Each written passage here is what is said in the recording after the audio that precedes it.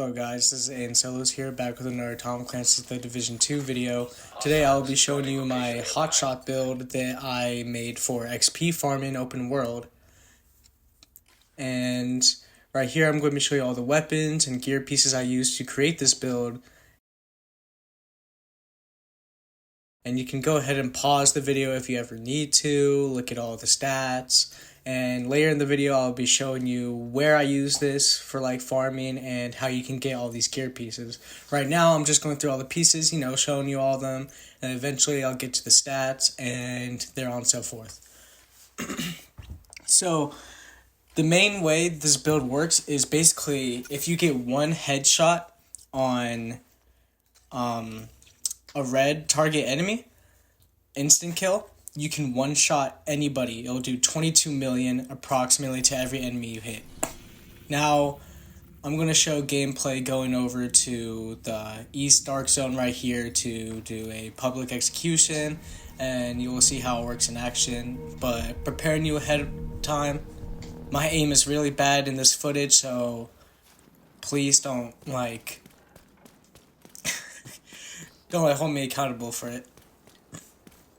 So, we're going to head over here. This is where you usually want to spawn. See that big window with the red curtains all around you? You usually want to enter through there. If you've played the game for a long time, you know this, but this is mostly for returning players, new players, works for anybody. So right here, you're going to have your red enemy. I missed the headshot right there, but once you do hit a headshot on somebody, that's when it'll activate. Right there, hit my headshot, and now you can just body shot everybody else in your way. Right here, I got blinded, so I couldn't really see anything.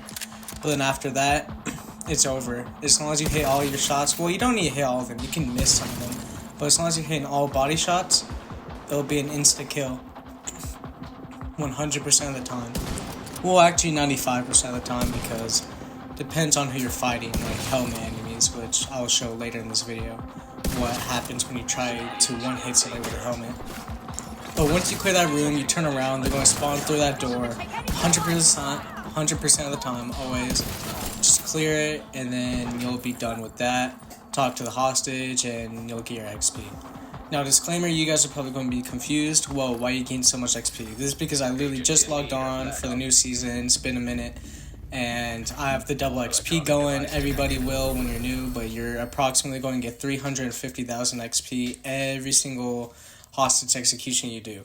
And for every 700,000 XP you get is one level up to your season level and your SHD level. So 2 public executions should get you 1 level up every time. So now we're going to fast travel to another one, like right there. I usually like to just fast travel Air and Space Museum, which this is a very frequent spawn for this public execution. I like this one a lot. Not as much as the other one I just did, but it's like my third go-to. But there are plenty of spaces to do public executions all around the map, and it's really easy to make them respawn. So you can see I missed again, but I hit that headshot right there. And then from so on and so forth, you're just gonna one-kill all of them with every hit you get. I don't know how I didn't get that guy. I don't know if it was the car shield or something. But yeah, as you can see, I'm doing like 20 million damage to every single person I hit. And then when you're done with that area, they're going to spawn. Not right there. That was, I don't know what that was, but it merged with the public execution. They're going to spawn up there. They're going to send out some chargers. Fight them. It's really easy to do this stuff. I'm doing this on challenging 4 directives, which is going to get you the most efficient XP in my opinion, because it's so easy to do this solo, especially solo. Like, challenging is a pretty easy difficulty itself, and 4 directives. The 4 directives this season just make it even better. The reason why I'm not doing 5 is because the 5th one is Pistolerio, which that one means you have to kill someone with your pistol first, and that can get very annoying, because it only drops ammo for every pistol kill you get, which can make this process a lot slower, and I don't really find it worth it. But if you have let's say the Iron Horse pistol, I forgot the name of it, but I'm pretty sure you know what I'm talking about, the exotic Iron Horse pistol. If you have that, that could probably make it work a lot better. But I recommend doing the 4 directives. They do not count Pistoleria. So So as you can see, I'm finding the resource convoy that was merging in with it. And once again, I'm just one-hitting everything if I actually hit my shots. If you don't want to be like me, you don't have to use the scope. You can just use the non-scope thing. And it makes it like a lot easier, but at the same time, you're not going to be able to hit those far range enemies. It's going to be really difficult to see them, which is why I prefer to use the scope. And that's just my personal opinion on it. Then we're going to do another one down here. You don't have to watch this part, but actually, I'm going to skip ahead to a part that you definitely are going to want to look at. So right here, you're going to see I'm in the middle of a territory control after finishing that public execution, but you can see that little purple guy up on that white truck right there. And you're probably confused, I just shot him, did 22 million damage, how's he not dead? That's because he was wearing a helmet.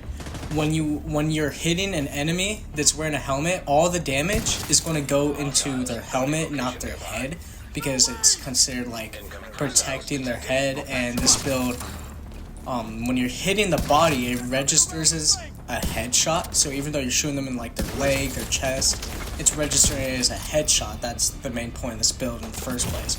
So that's why I recommend not fighting like Rikers, because those Riker rushers are always wearing those glass helmets, which can get very annoying and tedious. So I recommend staying away from those type of groups. My favorite one to do against is either the True Sons, Black Tusks, or the Outcasts. Those are the best enemy groups to face upon when using this build. That's all I want to say for this part.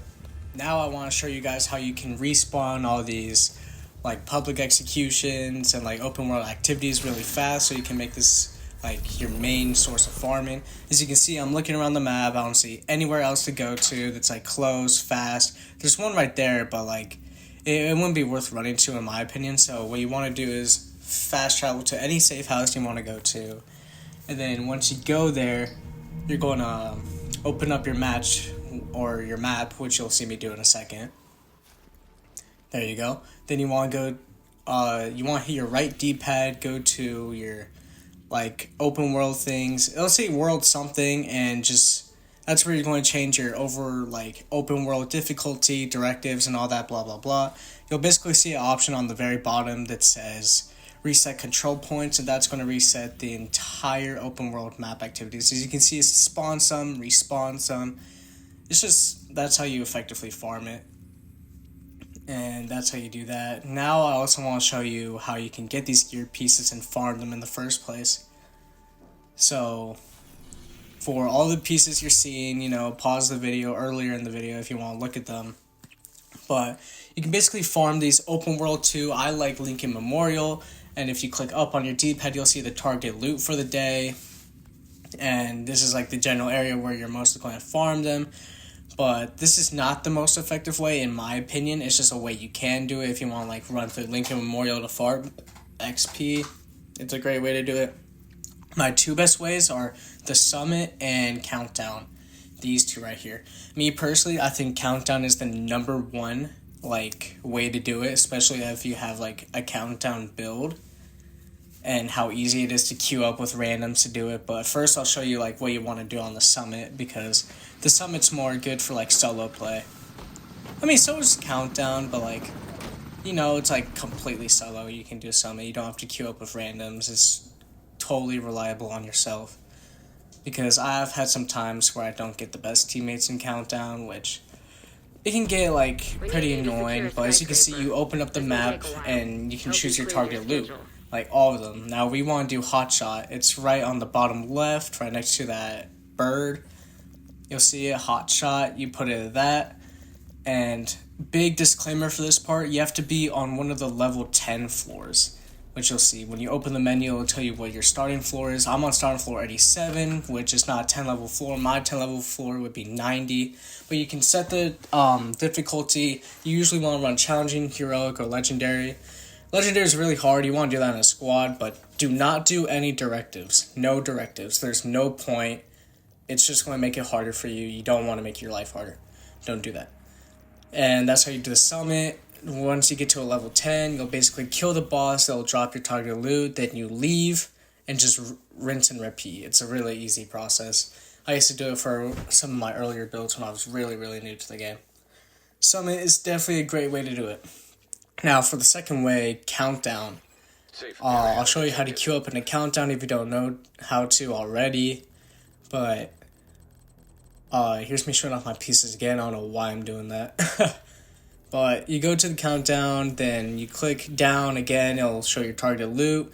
Click Hotshot. Then what you do is you go to Matchmake in like your little tabs thing, and you go down Countdown. You'll see Countdown on the bottom left right there.